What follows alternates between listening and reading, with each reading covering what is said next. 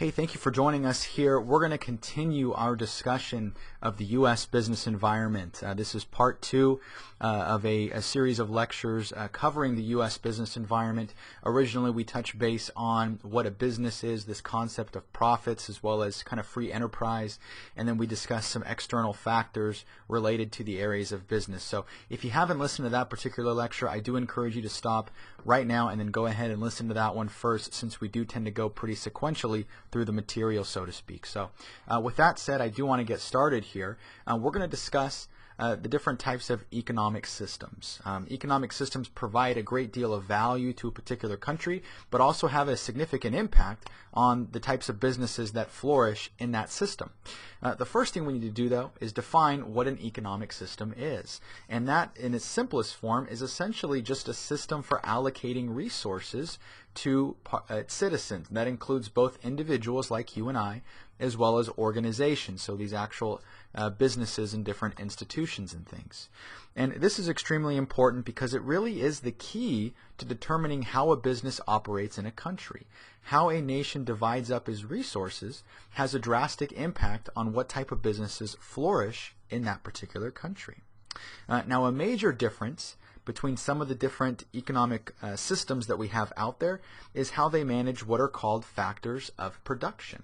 And factors of production really are just the resources that a country's businesses have at their disposal. Businesses will use these factors of production to produce goods and services. And there are 6 factors of production. We have labor, capital, entrepreneurs, physical resources, as well as information resources. And we're going to spend a little bit of time going into those for the most part. I do want to kind of touch on them just a little bit. As far as labor, our primary concern here is what is the skill set of our workforce? Do we have a very intelligent or educated workforce? Do we have a workforce that has a lot of different skills? Obviously, if you're a country or you're operating in a country that has a highly skilled workforce, you could take advantage of certain things. Obviously, you can use that to your advantage. If you're in a particular country that may not have the most trained or most highly skilled workers, then that could affect what type of businesses that you want to pursue. Capital is extremely important. Capital consists of all the different financial resources that are needed to actually start a business. We've all seen, due to the recent recession, there has been a tightening of credit standards, or a tightening of credit requirements, so to speak. So originally, it was much easier to obtain loans. The requirements, the debt-to-income ratios, the credit scores, all those different types of things were a lot more flexible than they are now. Now they are very strict. And that has negatively impacted businesses here in the U.S. who use the credit as a way of expanding businesses, as a way of continuing operations. And as we find, a primary number of small businesses the small businesses are responsible for the majority of hiring that we see. Approximately 60 to 70% of hiring is done by businesses with less than 500 employees. So it's extremely important that these small businesses do have access to capital if they're going to operate and expand. One thing I will note is that President Obama just recently enacted or stated that he was going to have the head of the Small Business Administration included in his cabinet. So that's just one thing that I thought was interesting, and it's a way of kind of highlighting the importance really of small business in terms of helping us through the economic times that we're currently in. All right, next, entrepreneurs. Entrepreneurs are very important. We all know that they are the people that take the risk. They are the people that are going to put their blood, sweat, tears, time, money, energy into pursuing a particular idea, all with the lack of a guarantee in terms of it actually paying off. So an economic system needs entrepreneurs. These are very, very important because they have new ideas and develop new products and new services. Next, we have physical resources. Physical resources involve the tangible things that an organization uses to conduct their business. So depending on what country you're in, obviously each country has kind of positives and as well as some negatives in terms of what are its resources. In the Central Valley here, obviously we have an abundance of agriculture because of the fact that we have the right climate. We get a great deal of sun throughout the year, and so it's naturally conducive to agricultural based products. We also are heavy within the solar industry as well, because of the fact that we do get a lot of sun during the year. You wouldn't see solar companies popping up in Seattle, Washington, or Cleveland, Ohio, because those places don't get a significant amount of sun a year, enough to really make sense of a business operating there. So you do have to be mindful of the physical resources as well. Another example for physical resources, we all know that the Middle East has an abundance of oil. So you do see a lot of oil type companies in those areas of the world because it is in abundance. So depending on what physical resources are available to a business, that will almost encourage certain types of businesses to flourish. The last thing here is information resources. And information resources consists of the data and other information that businesses use to ultimately make decisions. Now, we all know that the decision that we make is going to be only as good as the information that we base it upon. And so it's very important that for businesses to have access to very solid and very strong information if they're going to be making good decisions. So this involves everything from market forecasts to obtaining data regarding economic statistics and having knowledgeable employees. All of these things help businesses become successful and are extremely crucial, especially now, because as you find, we're transitioning more from a product-based economy to a service-based economy, which is very much reliant on information, of course. So let's go through a couple different types of economic systems here. We can provide some kind of additional backstory in terms of how they relate to the factors of production. So keep those factors of production in mind as we progress through these slides. You'll find that depending on the type of economic system, they will encourage or discourage certain factors of production almost. The first one is what's called a planned economy. Now, a planned economy involves centralized government control over most, if not all, of the factors of production. In this type of economy, the central government will make decisions related to what to produce and how to produce it. They also determine who works where. So it isn't necessarily based upon your and mine desire to work for a particular company or work in a particular industry, but the government almost pre-qualifies us based upon what we're good at and puts us into a certain role, which obviously can be problematic ultimately if you're in disagreement with what you're ultimately doing. Government owns all businesses for the most part, and this was really prominently displayed in communism, which, as you know, is prevalent in China, North Korea, and I believe Vietnam as well. And communism was envisioned by a man named Karl Marx. And what his idea was of the ideal economy is that one that people would produce or contribute according to what they were able to do, according to ability. And then they would receive in turn based upon what their needs were. Okay? And then ultimately, long story, kind of over the years, as the economy began to mature and continue to develop and grow, the government would essentially transfer ownership ultimately to the workers, eventually, once they've proven that they can manage them appropriately. So when you look at the different factors of production, obviously, in a planned economy, it can be fairly difficult to encourage things like entrepreneurship if there isn't this idea of profits. And we'll go a little bit over that in a subsequent slide here. You also have a market economy. Market economy is the exact opposite of a planned economy if you were going to view them on a continuum. Market economy, you have individual producers and consumers who control production and allocation. And the reason for that is that we ultimately as consumers determine what businesses should sell. And we do so by voting with our money. What we spend money on tells producers what they need to produce. What we don't spend money on tells producers what they should not produce. Okay? And in market economy, the government does not own factors of production. They do not own businesses. Those are private owners that own and operate those particular businesses, which is a key difference between the two there. All right, so more specifically, we discussed that communism obviously is the primary planned economy, individuals contributing according to what they can do or their abilities and receiving according to their needs.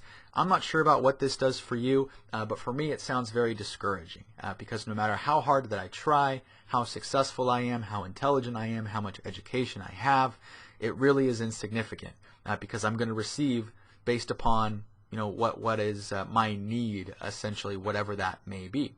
Obviously, in communism, is government owned and operates all the different factors of production. We mentioned that government assigns people to jobs and then controls businesses and business-related decisions as well. One thing I will mention about these types of economic systems is that although we're classifying certain types of economies as planned economies, I will say that typically countries fall into multiple different categories. It's hard to classify one economy as straight planned economy or a straight market economy because we typically exhibit characteristics of both. You have China, for example, which does have some features of free enterprise. They do have some privately owned businesses, so that would be more of a market type economy, but as a whole, China is very communist, has a very communistic society, very much so in that economy, very much so a planned economy. All right, now market economies. More specifically here, we're referring to capitalism, obviously, which is very, very prevalent here in the U.S. Obviously, here the government tries to not own all of the different businesses and things, and they encourage private ownership as we do. This encourages entrepreneurship because if we're encouraging people to own businesses, they're pursuing profits and those different types of things. As we mentioned, profits are very much an incentive for people to start businesses, and it would be hard to encourage people to do so if the government was running those businesses and was taking those profits for themselves. So that needs to be present for true capitalism to actually take place. The great thing about a market economy is that we can determine where we want to work. You make the decision ultimately what kind of job sounds appealing to you. It's not necessarily dependent upon what you're good at because we all can do things that we don't necessarily like to do, but we're good at them. We can also determine what we want to buy.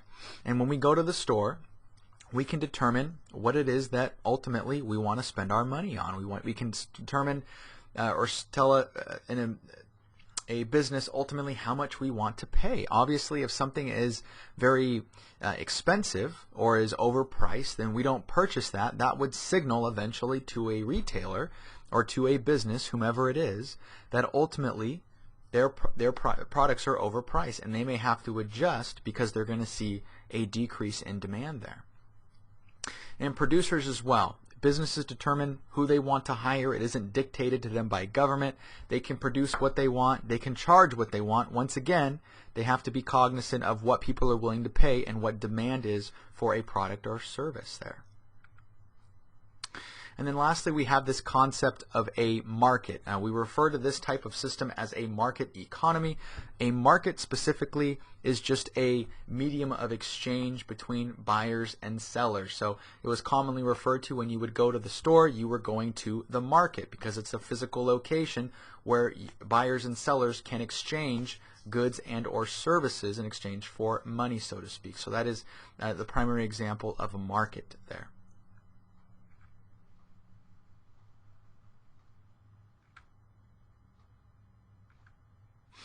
All right.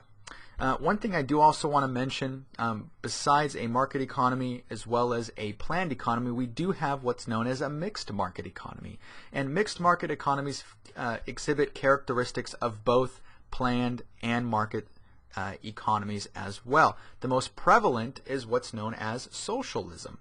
Socialism involves the government owning certain major industries. Could be banking, could be transportation, could be the airline industry, and then smaller businesses will own some of the smaller type industries, so to speak. So socialism obviously is very common, especially over in Europe and those types of things. Many people argued that the U.S. was transitioning towards an idea of socialism because we did bail out the banks, we did bail out the auto industry. For quite a while, the U.S. owned GM. They took them over in 2010 once GM, General Motors, filed for Chapter 11, and until recently, basically converted them to a privately owned company through the process of privatization.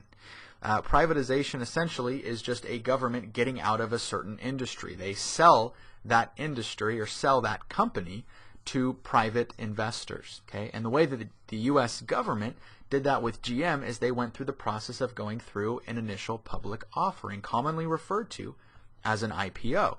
And basically they sold shares of GM stock, basically transferring ownership from government to consumers like you and I. All right, now a key characteristic of a market economy is this concept of demand and supply. I mentioned before that obviously there is a demand and supply for something. That's how businesses know ultimately what to provide. So you have demand. Demand is a willingness, but not only a willingness, but also an ability of a buyer to purchase a particular product, which could be a good or a service.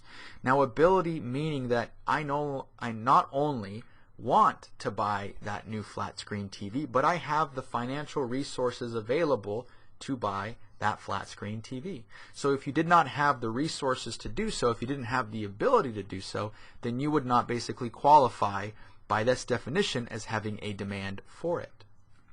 Now you also have supply. Where demand is concerned with consumers like you and I, supply is concerned with producers like retailers, different businesses. And supply is the willingness and ability of a producer to offer a particular good or service for sale.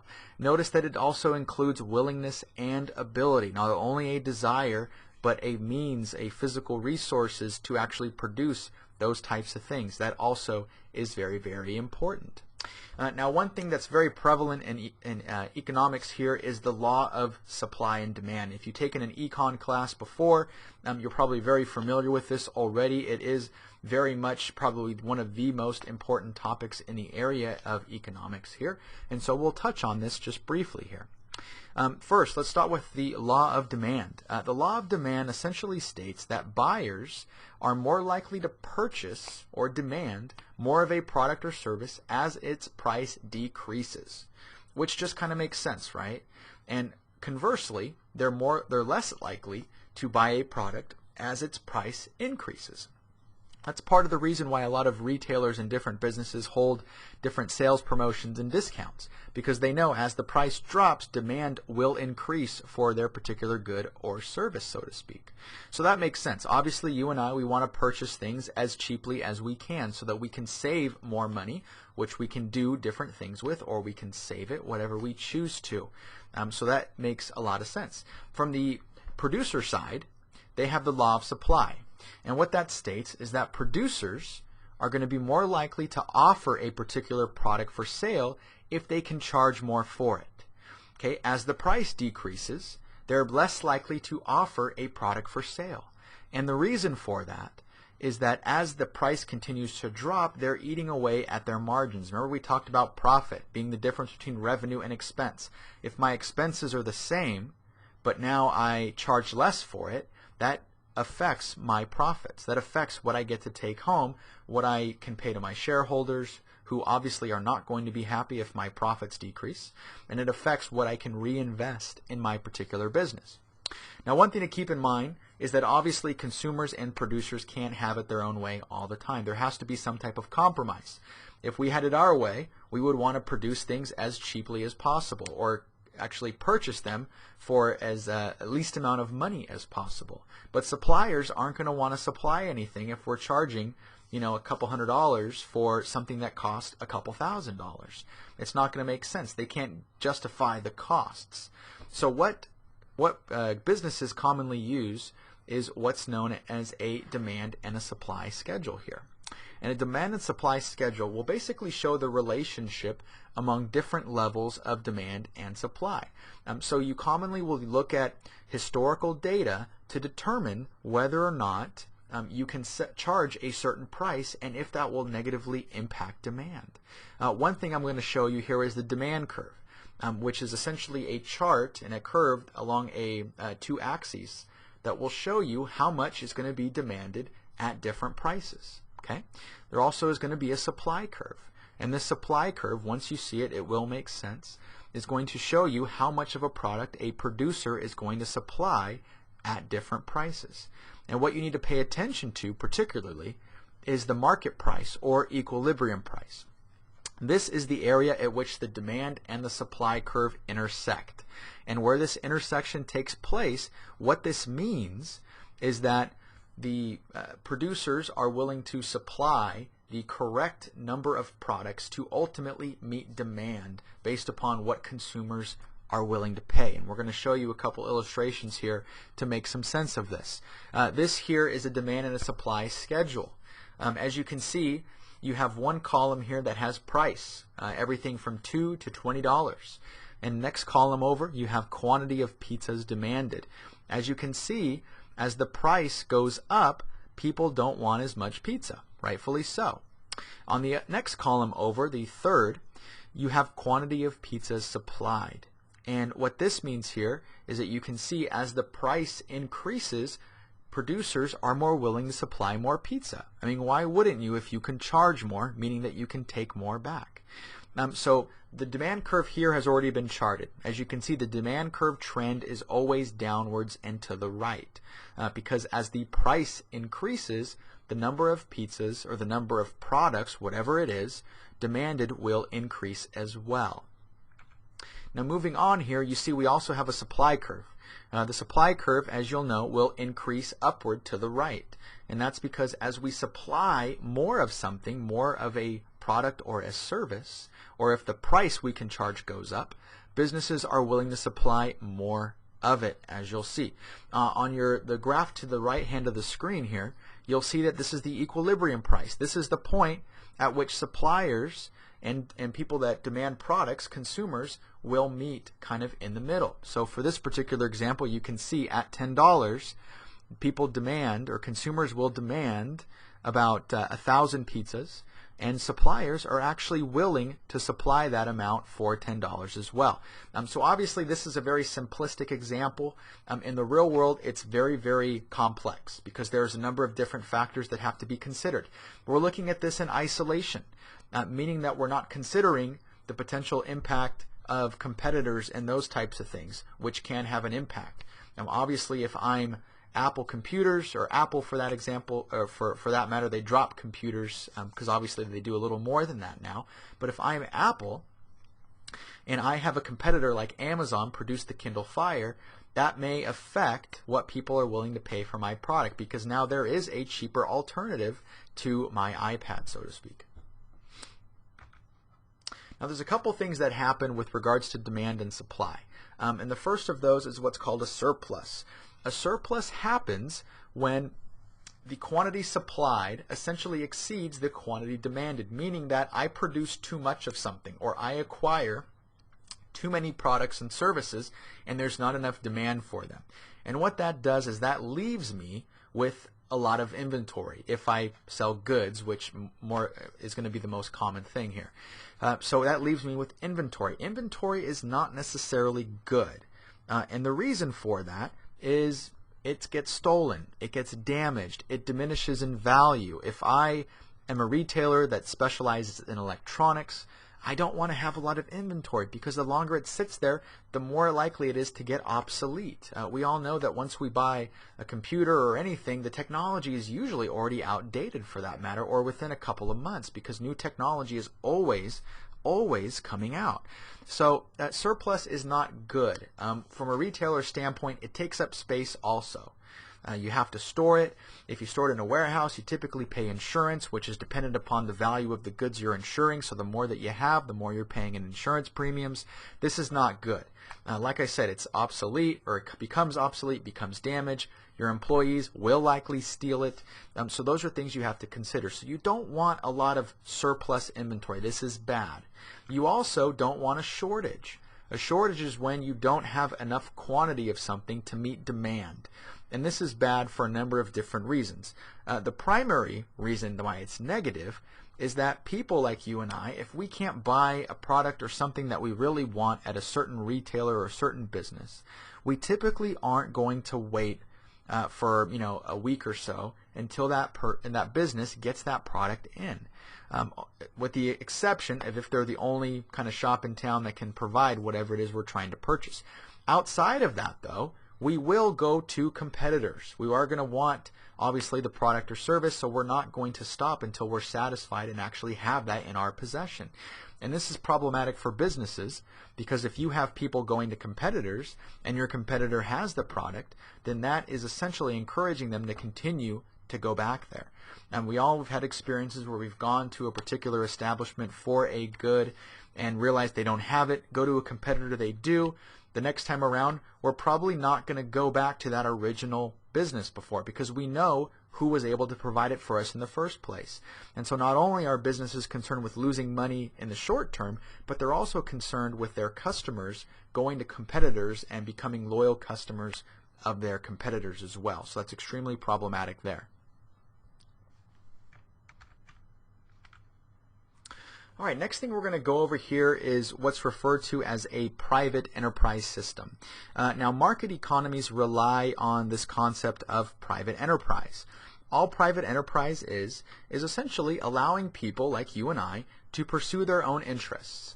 The idea is they would have minimal government restriction saying what they can and cannot do.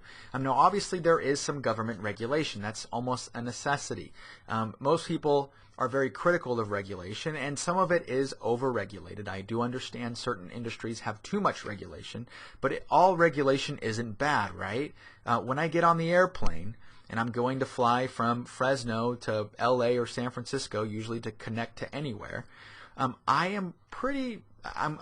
sitting and I'm doing well with the fact that the pilot has to go through a series of checks, right? That they have to make sure that certain things are in place before they can get off the ground. And a lot of that has to do with regulation, right? The FAA. So all regulation isn't bad. I'm comforted in the fact that there is some regulation when I fly, obviously, because that can be a little nerve-wracking depending upon how comfortable you are with flying and all those different types of things. So that's one thing to keep in mind. All regulation isn't bad, but I do understand that regulation does provide an expense, does provide a restriction. So private enterprise system encourages people to pursue their own interests. That is very, very important. There are a couple elements of a private enterprise system. These must be in place in order for there to truly be private enterprise. The first is private property rights. Okay, individuals need to be able to own their own resources that they use in order to create wealth and to provide them an incentive. If I don't allow you to own the profits that you have or the business that you run or the products that you have, I'm not providing you with much of an incentive to continue to operate your own business, and that can be very troubling. The next thing that we need is freedom of choice. Obviously, employers need to be able to choose what to sell, what to produce, where they can sell it. Ultimately, those types of things. Consumers need to be able to choose what they want and what to buy. That can't be handpicked by government. That can't come down from government in order for us to have a private enterprise system. So we need the ability to choose. Next thing is we need profits. Without profits, there is not this incentive to want to open up a small business and to want to expand operations and put our time, energy, and money into this idea. The profits provide not only the incentive, but it's the reward at the very end when you are successful. So profits need to be there as part of a private enterprise system. Otherwise, the economy is not going to function as it would normally. And the last thing is competition. Competition is extremely important. Many people are afraid of competition. Competition is great for consumers because we typically win when companies compete. When companies compete, they try to develop new products and services. They try to develop new technology. They try to cut costs as a way of saving us money in the price that we pay. So competition is good. It forces businesses to make products better as well as cheaper. Now, kind of carrying on with this idea of competition, there are many different degrees of competition, and we're going to go over these over the course of the next couple slides here. You do have what's known as perfect competition. And perfect competition doesn't really exist, so I do have to mention that, although there are some variations of it that we will see. So perfect competition is a market, remember, a area of buyers and sellers that exchange goods and services, right? So perfect competition is a market with a lot of different sellers, particularly small sellers, okay? And what they do is they produce pretty much the exact same product. Now, what I mean the exact same product, I mean perception. Consumers like you and I perceive the products are the same. Now, because there's a lot of different firms, no single firm has the ability to control price. Okay, so all of the businesses, if one business raises their price, there's so many that really they're not forced to follow suit. They can keep their prices the same, and then that one business that raises their prices will likely see a decrease in demand and potentially go out of business. Okay, so there's no single company that has enough power to influence price by themselves. I mentioned that all firms in the industry, or all businesses in the industry, are fairly small, and there's a great number of them. So those are characteristics of a perfect competition involved in a type of economy, in a market economy. Okay. Now there's 4 different types of principles that need to be present for there to have perfect competition. I mentioned that all buyers view the products as identical. They're all the same, right? Even if there are minute differences, the perception with consumers is that everything is the same. It really doesn't matter. When I go to buy this, I'm not going to really inspect it heavily because I expect it to do something, and all products are the same. The other condition that needs to be present is that both buyers and sellers must know what the prices are ultimately they're paying and what they're receiving in the marketplace. So it's well documented, it's common knowledge what is essentially what is known as the going rate. So there's no confusion with regards to what is a okay price to charge. Next, companies can easily enter or exit the market. Because there's so many companies, it's very easy to get into. These aren't heavy capital type areas that you're trying to get into where you have to buy a lot of goods and different things and have a lot of equipment and resources to get into. You can very freely enter and exit. And then lastly, prices are set exclusively by supply and demand. So it's not necessarily dependent upon what a producer wants to charge, but it's dependent upon, what does the market say? What's the demand for it? Okay. A primary example for a perfect competition in terms of a market would be U.S. agriculture. For the most part, most products are viewed as identical.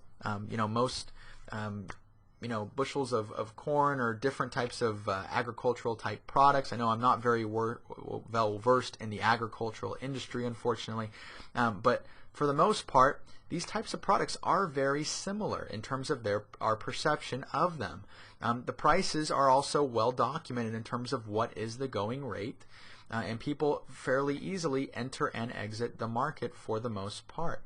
Last thing is that prices are set a lot of the times by supply and demand, although because of the fact that we have different markets in terms of bidding on what the price of corn is going to be and these different things, there can be a little bit of gray area here. So I will say that they are set primarily by supply and demand, but I will be very careful to use the word exclusively. All right, so moving on to the next degree of competition, we have what's referred to as monopolistic competition.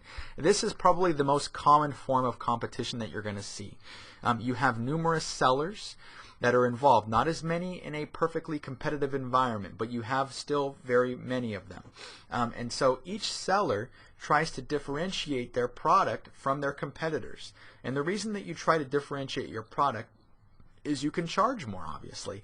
Apple has been very successful at trying to, at proving that, or at least establishing this perception that its products are the most innovative and the easiest to use and user-friendly and those types of things. So it typically can charge a premium, right? We've all seen the Apple MacBook laptop computers, which sell for at minimum about $1,000 to $1,200. You can get a laptop computer as a PC for like a Dell for $500–600 and probably perform pretty similarly. But once again, Apple has differentiated their product in the eyes of consumers, so we think that it's worth it essentially, or at least a majority of people do. The next thing is that, like I said, there are many sellers, fewer than pure competition. Sellers can relatively easily exit or enter the market. There isn't quite a bit of capital needed. Obviously you'd have to purchase products to later resell if you're going to be a retailer, but there isn't going to be as much capital requirements and equipment that are going to be needed as in some of these other degrees of competition, as we'll soon go over here. And then last thing is there are a large number of buyers relative to sellers, of course. So what this does is this puts a potential limit on prices, of course.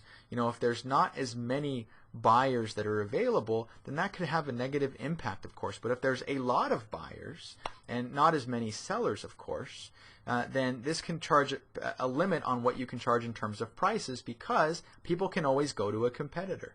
So I don't want to charge anything that's too crazy for the most part, because people can ultimately go to a competitor if there's other sellers in the market, of course.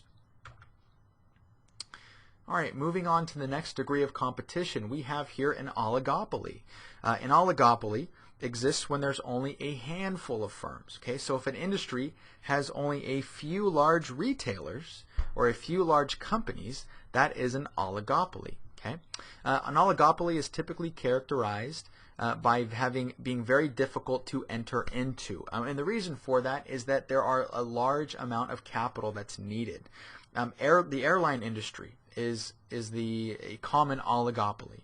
And the reason for that is I can't suddenly wake up one day and decide, hey, you know what, I really want to start my own airline company. I think I do that. I think that's good. I'm going to go ahead and I'm going to take out a loan. I'm going to buy a couple 747s. I'm going to rent some space at one of the airports so I can dock my planes there. I'm going to hire some employees. I'm going to pay some pilots and those types of things. And I'm going to start my own airline company. It's probably not feasible, right? It sounds a little crazy. And the reason for that is you need to have a large amount of capital to actually even think about starting an airline company. So this isn't something that you can start just on a whim. You need to do some careful planning, of course, as well.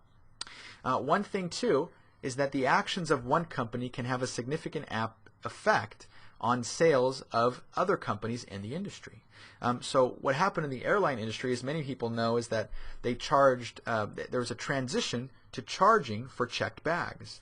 Originally, I believe American Airlines announced that they were going to be charging for checked bags. Obviously, with fuel the way it was, they were burning through it like crazy.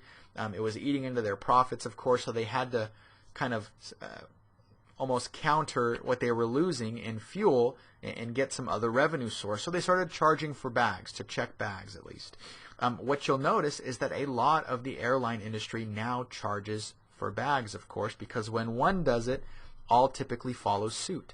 When one airliner will increase its prices on a particular flight, you typically are going to see other airliners follow suit.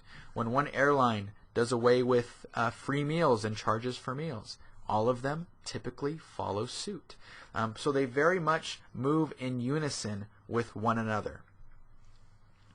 Next thing, and this is kind of what I alluded to before, is that prices are fairly comparable and usually pretty similar for the most part. I mentioned that the airline industry will move in unison with one another, so that is very prevalent there.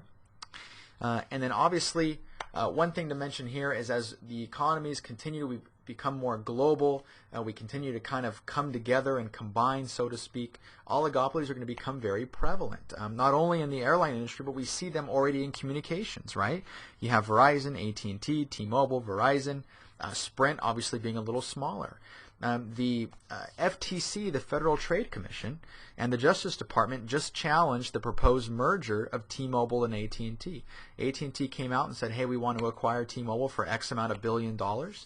And they challenged that because they viewed it as going to be a negative impact on competition. Now there would be Verizon, AT&T, which would be huge now if they acquired T-Mobile, and then you would have Sprint, and there are some smaller ones, but they usually aren't big players. But the impact would be if there's only a few people or a few companies providing telecommunication services, then it could affect what we as consumers get in return. It could affect the quality of what we receive since there's not many options, right? It's like kind of take it or leave it. If you don't like it, well, you're kind of stuck with it, so to speak. And that provides us with a good intro to our last degree of competition here, which is a monopoly. Monopoly is characterized by only one producer. You have one person, the only one, and they dominate the particular market.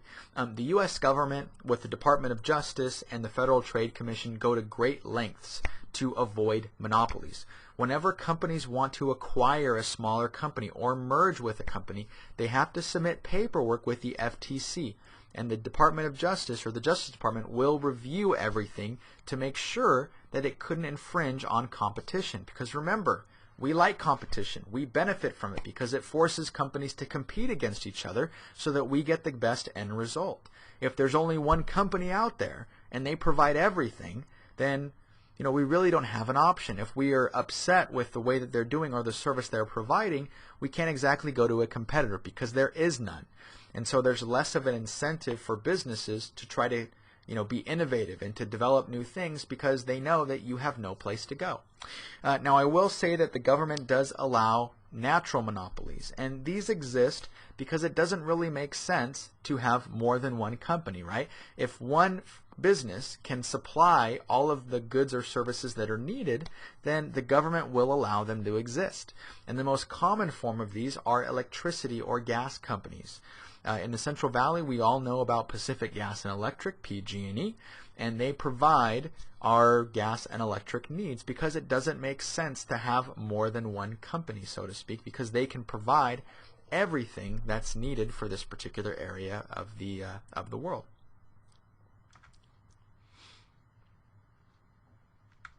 All right, the last thing I'm going to go into here is going to be some different economic indicators. Okay, one thing to note is that economic indicators are essentially just statistics, and statistics are good, right? If I were to show you or tell you that we hired 200,000 people last month, how would you know if that's good, right? You wouldn't have any frame of reference. That is just data. Data in itself doesn't mean anything. It's just numbers, facts, figures. When we transform that data, though, into information in the form of statistics, then we can draw conclusions from it. We can make inferences from it. And so economic indicators are extremely important. We like these types of things because they provide us with meaning so that we know ultimately what's going on. Now, economic indicators specifically are statistics that show how well the economy is doing. Are we having a stronger economy? Do we have a weak economy? Are we relatively stable and flat for the most part? And there are a lot of different types of indicators. We have growth indicators, of course, which show us standard of living, if we're growing as an economy, and then we have stability type indicators as well, which we'll go over, which just basically show, are we in a stable economy? Are things progressing along okay? It's not too two ends of the extreme, so to speak. We want them to be relatively stable and not at opposite ends of the spectrum. We like stability. All right, so a couple things here to go over before we get into the different types of economic indicators. The first thing is this concept of a business cycle. A business cycle basically is just a pattern of short-term ups and downs, commonly referred to as expansions or contractions in a particular economy. So you do want to understand the concept of a business cycle. The next thing is aggregate output. Aggregate output is the growth during a particular business cycle measured by the quantity of goods or services produced in an economic system given a certain period of time.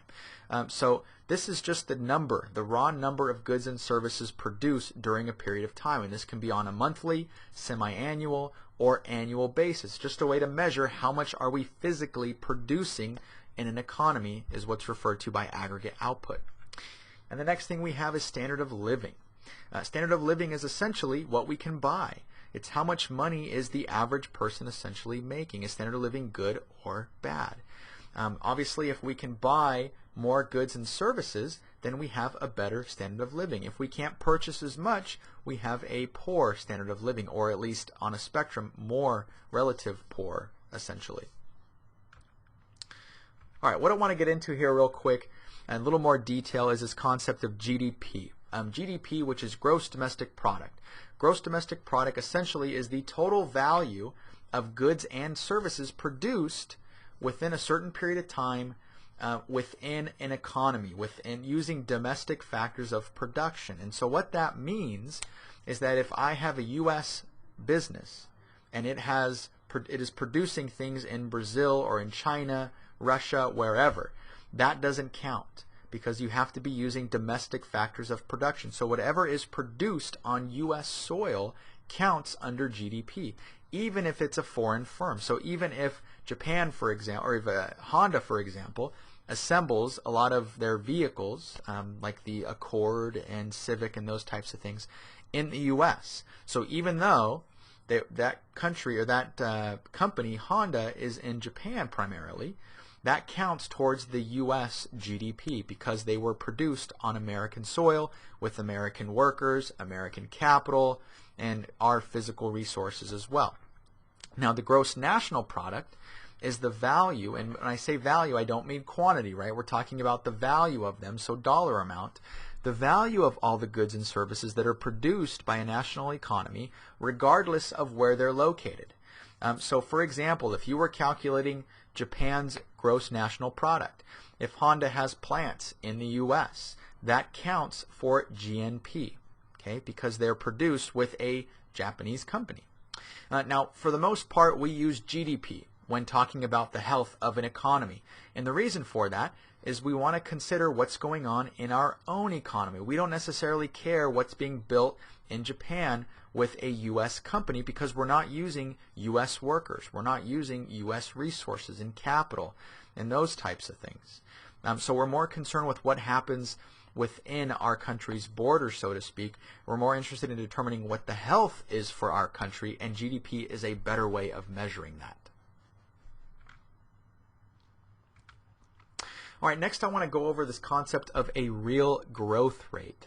Now, one thing I do mention is that inflation is very problematic because it's an increase in what we're paying for goods and services without an accompanied increase in salary. So if my pay doesn't go up, but the cost for milk and bread and eggs goes up, then I have less income to go towards other things. So GDP, the real growth rate, factors out inflation. Okay, because if you're going to track basically what commonly we do this during movie tickets, right? Movie ticket sales. We'll say, well, this movie was the best-selling movie of all time. Well, sure, that's easy to do when you're charging $12 for a ticket. You know, back in the 1940s when you're charging, 50 cents for a movie ticket, it's very difficult to get up to multiple millions of dollars, right? So they typically adjust those figures for inflation. Okay. Same thing here. We want to have a level playing field. We don't want our GDP figure to be dependent upon price increases. Okay, so we do factor out inflation and also changes in currency when factoring the real growth rate because we want it to be based, we want to be comparing apples to apples, so to speak, and not two different figures.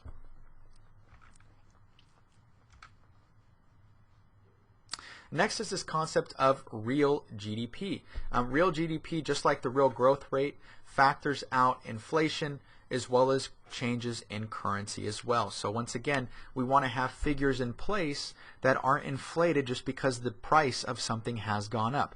We want it to be dependent more based upon what we're actually producing and not necessarily just our ability to increase the dollar amount for something out of necessity, really, just so we can maintain profits. So that is extremely important as well, is this idea of calculating things via real GDP and a real growth rate as well. Now, the opposite of real GDP is what's referred to as nominal GDP. And nominal GDP is you're measuring gross domestic product in current dollars, okay, or with current prices. And you're not so concerned necessarily with if inflation is the cause of those price increases or if a currency shift is the cause of those price increases. You just want to know what's the current dollar value of what we're producing in the U.S. or in some of these other countries. So you can use nominal GDP for that reason. Just understand, though, that real GDP is more commonly utilized for that very reason because, once again, your increase is not solely dependent based upon price increases or changes in currency value, but it's dependent upon what you're actually producing. Now, GDP per capita, very simple to calculate. It is a reflection of standard of living. You essentially take a country's gross domestic product and you divide it by the number of people that are in that particular economic system. So this gives you a quick way of determining what the value or what the standard of living is for each particular person. GDP is essentially like the income for a country. So you and I, obviously, we go to work in different things and we earn a salary. GDP is essentially the salary of the U.S. economy, so to speak. So if you divide it by the number of people, it reflects what our standard of living is. Unfortunately now, our standard of living has decreased. It actually is the equivalent of what it was back in, I believe, the mid-90s, because we've seen with the recession and things, obviously jobs have been eliminated. We've seen certain positions that have received pay cuts, obviously, in lieu of laying off workers. So that is something that's been a little problematic as well. The last thing I'll mention here is that GDP per capita is a better measure of GDP itself. And the reason for that, or at least the well-being of the average person, and the reason for that is it factors in population growth, right? Just because you add a numerical value on your gross domestic product, you may not have enough to keep up with the population growth, which is what we've seen recently. So although we're producing more goods and services from a dollar value, there may be too many people being born into the society to actually account for that. So GDP per capita is a really good reflection of how the economy is doing, of how the condition of the average person is, because it does consider the amount of people in a society. Obviously, it looks a lot different if your GDP is 16 million, that where you have a couple 100,000 people versus you have 10 million people, right? So depending upon how many people you have in your society, it could look a little different. The next thing I want to go over here is productivity. Productivity obviously is being a measure of economic growth, of course. Productivity is very important because it determines how efficient we're being with our workforce. If we can get more work done with less hours, then obviously that's good. We want to obviously manage those people very, very well. So productivity is extremely important. Typically, when you have an increase in productivity, it is accompanied by an increase in standard of living as well. And the reason for that is that you have people producing more with less. And so automatically that's going to directly impact gross domestic product, of course, which is obviously our nation's economy. Or our nation's income, if you divide that by the number of people in the population, that will of course improve GDP per capita. All right, next thing here, balance of trade. Obviously, some countries import more than they export. A balance of trade is kind of the economic or dollar value of products that a country exports versus the products that it actually imports. So you can have positive or negative balances of trade. Obviously, if you export, so if you sell more things than you buy, then you have a positive balance of trade. On the other hand, if you buy more things than you sell, just like you and I do as consumers, then we would have a trade deficit, which can be problematic. The reason is that a trade deficit leads to what's called a national debt. This is a concept that you've probably heard fairly regularly as of late. The U.S. national debt has been skyrocketing as of late and is upwards of, I believe, 15 or 16 trillion dollars. I know billion doesn't quite do it anymore, right? When I hear the word billion, it doesn't really excite me anymore. It's got to be trillion.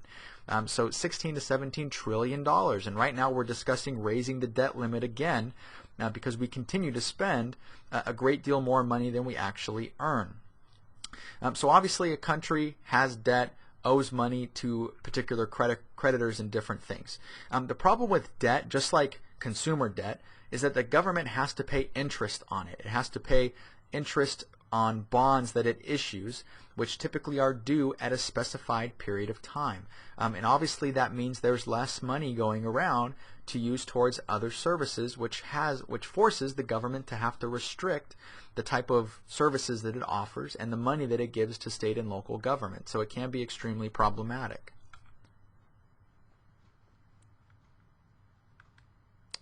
All right, next we have some stability.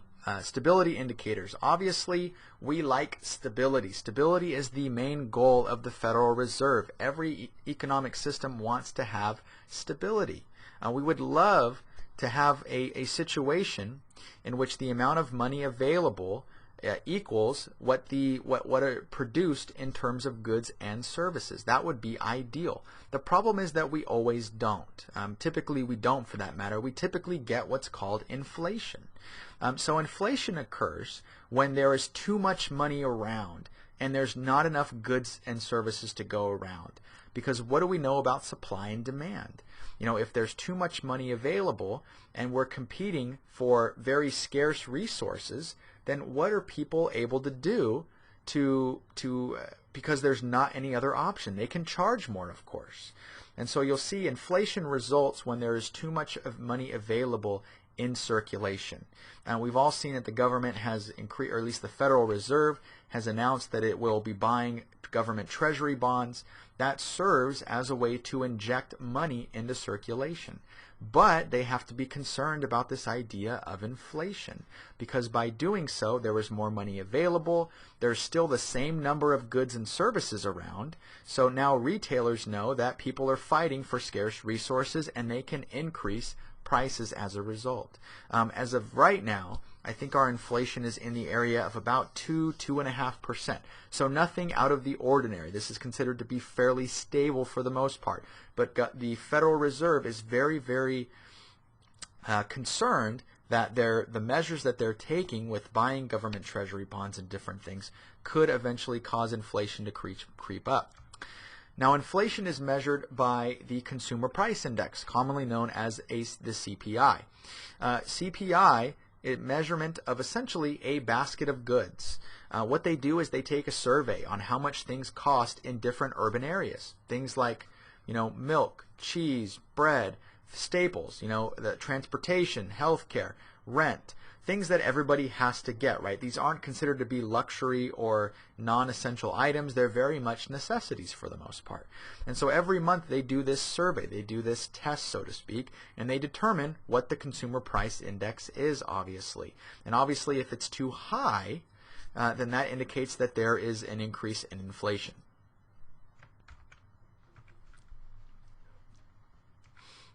Moving on, in terms of indicators, unemployment. Obviously, we all know and love unemployment. As of right now, it's just about 8.5%. We just added 200,000 jobs. The government at all levels, state, local, and federal, laid off about 12,000.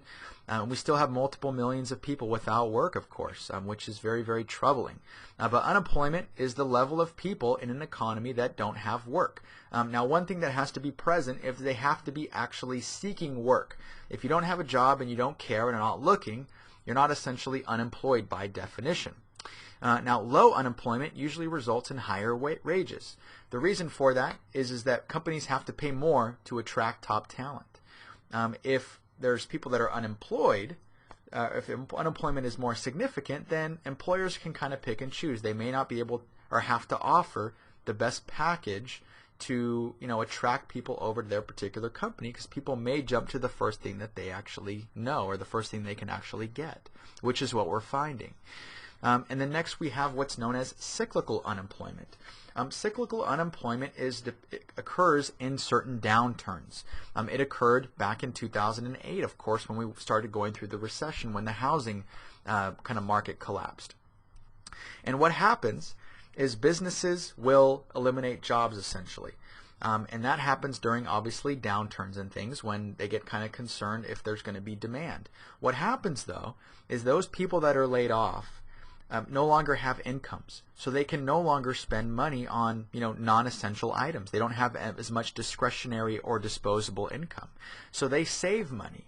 They don't spend it, which of course results in a decrease in demand for businesses, who of course see this, are concerned, continue to lay off workers, and then you see this cyclical cycle, or this cycle take place, and it continues to go and to perpetuate itself and continue to morph and increase. So it can be very problematic. Obviously, it isn't ideal, but cyclical unemployment is a very real thing and does occur fairly regularly, especially if you're dealing with a lack of demand. If businesses are concerned, or if people are concerned about what's going to happen in the economy going forward, they're going to be less likely to try and hire, because they do want to save some resources. Now ultimately, when you have a situation where there is a continued decline or an economic downturn that is fairly lengthy for the most part, you can get into having a recession. A recession is a period in which the aggregate output, which is measured by real GDP, actually will decline. Okay? Depression, on the other hand, is a prolonged or a deep recession.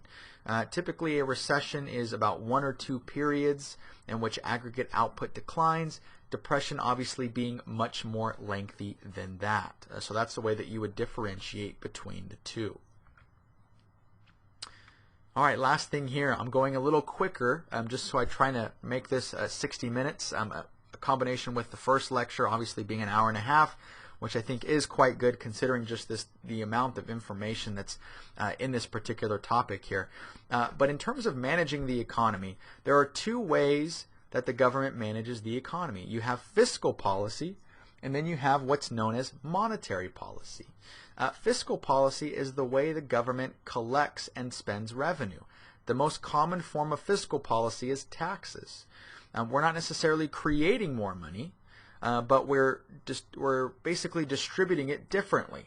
Okay, if we increase taxes, that's less money that people have to spend on different things.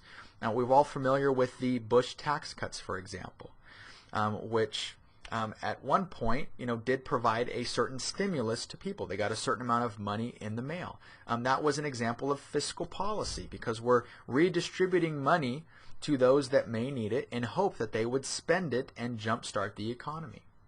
Now, monetary policy is a little different. Monetary policy is controlled by the Federal Reserve, and it controls the money supply, how much money is in circulation. So it decides whether or not we want to put more money into circulation, essentially printing and putting in more money, or we want to pull money out of circulation if we have a concern about inflation. That's all I really want you to know about monetary policy at this point. Once we get into going over the monetary policy and the Federal Reserve more specifically later on in the semester, I will give you some more information regarding that, but that's all we'll review at this point in time.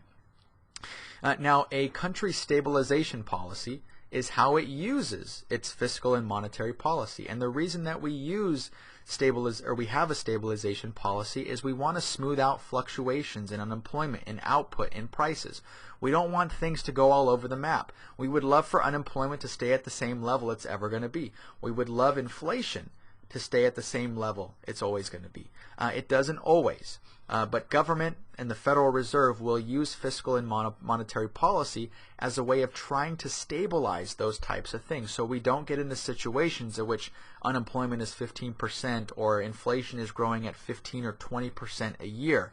That can be very troubling. That causes a lot of issues. So just know that the fiscal and the monetary policy is a way that the government provides or keeps things stable, so to speak. Okay, that sums up everything in this chapter here, Chapter 1, obviously, on the U.S. business environment. Hopefully this information was helpful. I do apologize for having to go a little bit longer than I would like. Just remember, though, that I'm trying to condense about 3 or 4 hours worth of classroom material into, roughly an hour for this particular course, which can get a little difficult. So hopefully you found it useful. If you have any questions, obviously feel free to let me know. Thank you very much.